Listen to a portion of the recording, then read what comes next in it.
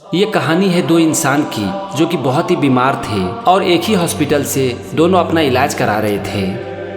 Hospital में रहने के लिए दोनों को एक ही रूम दिया गया था।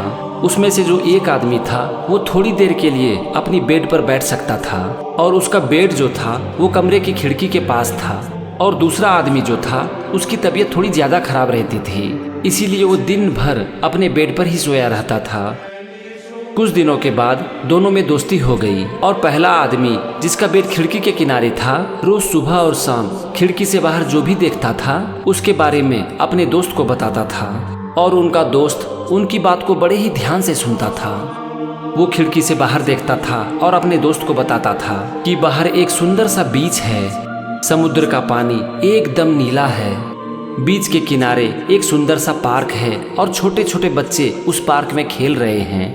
नीला आसमान है, सफ़ेद बादल हैं, हल्की हल्की हवाएं चल रही है, पंछी आसमान में उड़ रहे हैं, कुछ लोग समुद्र की लहरों में बिल्कुल खोए हुए हैं, कुछ लोग जॉगिंग कर रहे हैं, एक्सरसाइज कर रहे हैं, कुछ लोग समुद्र के किनारे बैठकर मेडिटेशन कर रहे हैं। बाहर का दृश्य बहुत ही खूबसूरत है। वो रोज़ बाहर जो भी देखता था उसके बारे में अपने दोस्त को बताता था और उनका दोस्त उसे बड़े ही ध्यान से सुनता था और मन ही मन सोचता था कि एक दिन शायद मैं भी बाहर के दृश्यों को जरूर देख पाऊंगा।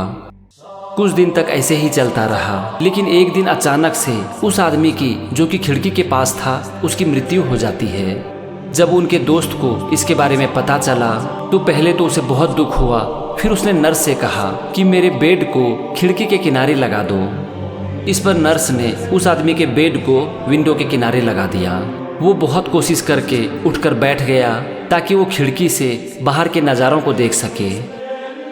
जैसे ही उसकी ध्यान बाहर पड़ी तो वो एकदम से आश्चर्यचकित रह गया, क्योंकि खिड़की के बाहर ऐसा कुछ भी नहीं था जिनके बारे में उनका दोस्त उसे बताते थे। खिड़की के बाहर तो सिर्फ एक दीवार थी। उसने नर्स से बुलाकर पूछा कि मेरे दोस्त ने बाहर के बारे में तो बहुत कुछ बताया था, जैसे कि एक सुंदर सा बीच है, एक अच्छा पार्क है, लेकिन मुझे तो सामने सिर्फ एक दीवार दिखाई पड़ रहा है।